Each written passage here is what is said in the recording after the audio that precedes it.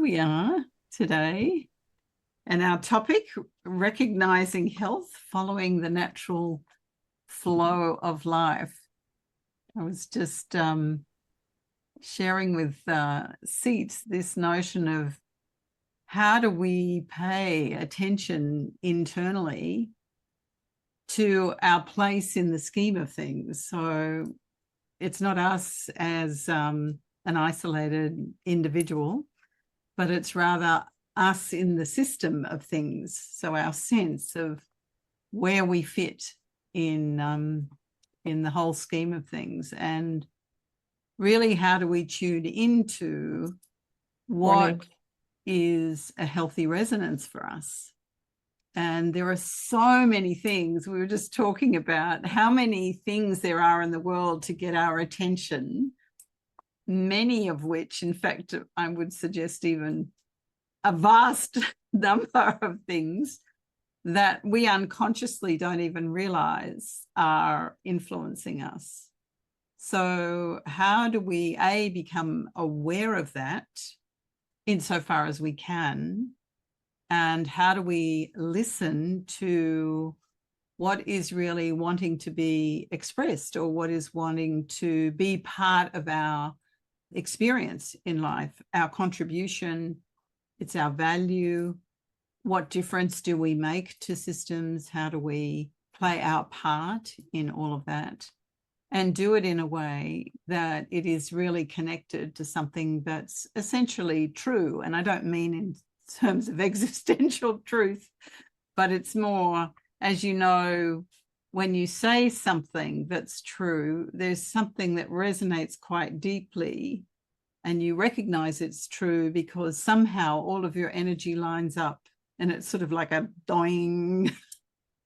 And that's what we're talking about when we think about health, that it's something that's life-giving, it's life-affirming. Seats always describes me as coming alive when we get into our conversations, and that's an illustration of it, where we really come alive in something. And so how do we stay tuned to that, or how do we notice that, and how do we use that reference point for a way to guide us in the ways in which we participate in things? What would you add, Seats? Yeah, to me, it's so important to explore health and explore the flow of life, because the ways we are influenced by others, by other systems, on how to take decisions and what to make important, etc., they are so elaborate. If I compare it to my youth and the way I live in now, when I'm talking with my husband about thinking about buying a new dinner table in our house, before I know it, I get advertisements about tables. And I've turned off Siri, but I know software is listening with us, and the AI and stuff is even becoming more and more advanced, and more use is being taken of the way we are designed, not per se for our own goods, but for the benefits of, the people trying to influence us. And only this morning I looked at a post on LinkedIn where some politician was talking about misinformation and disinformation, and declaring a kind of war against it. And I was thinking, who gets to decide? Who gets to decide what is information, what isn't? So now I'm already influenced by this politician, by who declares that something is misinformation. And this word didn't exist a couple of years ago. So I feel like I need to learn myself, teach myself, and also my children, how to make decisions that are healthy. What is healthy, as Sarah said, I completely agree with you, Sarah. It's healthy if you feel revived, if it goes by itself, if it feels like it's effortless. What is unhealthy, I think, but this is a personal opinion, you don't have to agree with me, if it's based on fear, because fear is going against the natural flow of life. It takes energy of you instead of revives energy. If it's conditional, if you say yes on conditions, then I think it can be better. It can be more healthy. So there's work to do for us because we haven't been taught in the way we were raised. We haven't been taught in our educational system because we live in a different time now. So for the breakout rooms, our invitation is to think of 3 to 5 decisions you took the last couple of days. And these can be small decisions like what it is you want to eat, or if you say yes to an invitation, or that you decline the invitation. So, make a short list, 3 to 5 decisions you took the last couple of days, and reflect on them based on what did you take that decision. And maybe if you're up for it, you can also explore how did it make you feel in your body. One of the strategies I have for taking decisions, but I think is healthy, is I'm asking myself, does this already exist? If I have a plan, if I want something, I check with myself, did it already exist? And if the answer is yes, I assume it's part of a bigger whole, and therefore chances are it's a more healthy decision. Do you have one for you, how you do this, Sarah? Oh, you're one of mine. My classic one is because I can be quite fiery and have strong opinions, and my energy gets up. I can often want to offer something before I've actually checked. Is it welcome? Does it have a place? Is this needed now? Those sorts of things. And so often what I do, it's one of the systemic principles, is to withhold something. So don't just follow the movement, withhold it and see if it presses. Does it ask again? Does it refuse to leave your consciousness? And then if it comes again, resist one more time to really test, is it looking for a place right now? And then if it persists, then go for it, because then it's a true movement that is really wanting to be present now. So yeah. So these are 2 examples on how you can take decisions. So we've created breakout rooms. You're in groups of 3 or 4. The invitation is to reflect on 3 to 5 decisions you took the last couple of days. It doesn't have to be really big ones. And how do you decide? How do you know it's a good decision, a healthy decision, connected with how life flows? It's 8:10 here in the Netherlands. You have 15 minutes and then we'll call you back. I hope you enjoy yourselves and you experience a lot of flow and health and joy and effortlessness. If there's anything you'd like to share, to reflect on, or to whatever, just raise your little yellow hand. That's easy to see.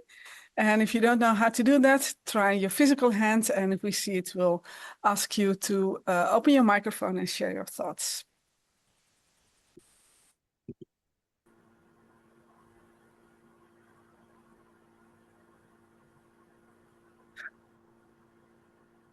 Anything you'd like to share to reflect on? Anouk. I'm happy to. Yeah. I reflected on a decision yesterday when one of the children had a little party in the backyard, and we decided from the rest of the family to give us some private space with a bunch of friends, 20 friends. So it was quite crowded, and she kindly requested us to not particularly leave the house, but at least leave the garden. So there was quite some tension about what to do. Everyone had a different kind of opinion. Was not not everyone was aligned with the request. So first of all, I scanned all the options, and then I felt a little tension because there was not a harmony solution to it. And then I took a step back, became at ease with myself, and detached myself from the tension I was feeling, and then decomplexed the situation for myself while I'm thinking it isn't that difficult. What do we do? And then I suggest I spoke out. I don't think it is that complex. Why don't we do what we always do? This isn't a different situation. And then it felt like a relax moment. So it fell together. So when Yeah. I spoke those words with rest, everyone became at ease. Yeah. So basically you manage your own energy first and then took the place of being the mother. Yeah. Thank Step you. back and Yeah. take it easy. Yeah. Beautiful. Thank you for sharing, Anouk. Yeah. Okay. Yeah. I see, Matt, you've raised your hand. Please turn on your microphone and say what you Thanks. want to say. Thanks, Sis. Yeah, just wanted to share back interesting insights from our conversation. There was an element of trying to discern when something is really true for you or what's best for you versus maybe what part of you might like just to feel good in the moment, like a short-term reward, or maybe something in response to something painful. You might really want it, but it might not be the best thing for you. Maybe like going for the dessert when you have the option to choose dessert, maybe but when you're already full, or overindulging in television or video games when ultimately it's not serving you. So I think we recognize that there's an element of having enough awareness of what's really going on for you and using that and taking some time to have enough space to be honest with yourself to then really reach that space where like, is this really going to serve me? Not. Yeah. I think Nice. that what you're describing, Matt, is that lovely pulling back and seeing it in relationship to much more than just a narrow perspective. How can you put perspective out and you can see something bigger? Then what's true in the presence of that? Yeah. Yep. Yeah. Nice. Yeah. So being Dutch as I am, I look at a clock and I see our time is already up. Thank you for being present here today for this session and the past 3 sessions. The theme was your relation to the world. And for the last 3 sessions, the theme will be choices. How can you make choices that are good for you, good for the world? And the topic of next session will be intentionally managing your energy and thereby creating impulses. So I'm already looking forward to it, and I'm going to create some impulses today and the coming week. And I wish you a wonderful week. Thank you all for being here. Turn on your microphone so we can say goodbye, and hope to see you next week. Have a lovely week. Thank you. Bye. Thank you.